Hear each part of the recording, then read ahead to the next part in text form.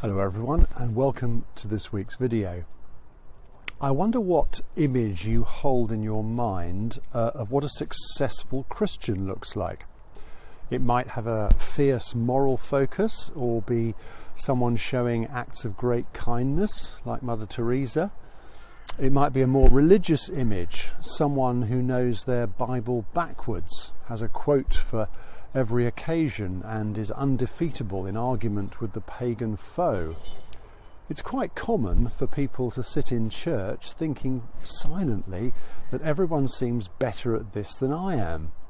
Others seem to be more loving and caring, better at the Bible, more certain about God. There may even be a nagging feeling that you've missed something important. Worse still, you may equate questions and doubts with lack of faith. Now, I'm not advocating uncertainty about some of our key doctrines of the Virgin Conception, Resurrection and Pentecost at this point. However, by definition, they are all supernatural and therefore hard to believe. Personally, I think all of these things are intellectually credible. That's why we have alpha courses and the like to demonstrate that they are intrinsically reasonable. There are plenty of books and resources out there which I think some of the big intellectual concerns and questions about faith, of Christian faith, addressed very well. However, you don't have to do much of life to encounter challenges to the notion that God is powerful and loving. The temptation is either to abandon one or the other. Holding them together in tension is the heart of the mystery of faith. A healthy Christian walk lives with that. The fact is that we do live by faith, which carries the notion of trust. Sight is what is promised us at the end of time when Christ returns, not for the now. We can reach a psychological equilibrium in the face of these things in unhealthy ways. There can be a brash confidence where we don't really engage with the issues. There's a pretense that there aren't really any difficult questions, but in the end, such faith can collapse under the weight of internalized contradictions. I had friends at university from very protected backgrounds whose faith collapsed when they were confronted with a broader range of questions than they'd been allowed to deal with at home, and gave them no tools or framework to do so. A church culture that intimidates people into silence, implying questions aren't okay, simply stores up problems for the future. If these things touch the reality for many of us, perhaps we need some better role models. In this season of Advent, we need to look no further than Jesus' cousin John the Baptist. He was undoubtedly a wild character, just on the right side of the eccentric, mad boundary. Jesus lauded him as the last of the Old Testament prophetic line, acting out some of the message as well as preaching it. He even said that up until now, no one had appeared greater than John.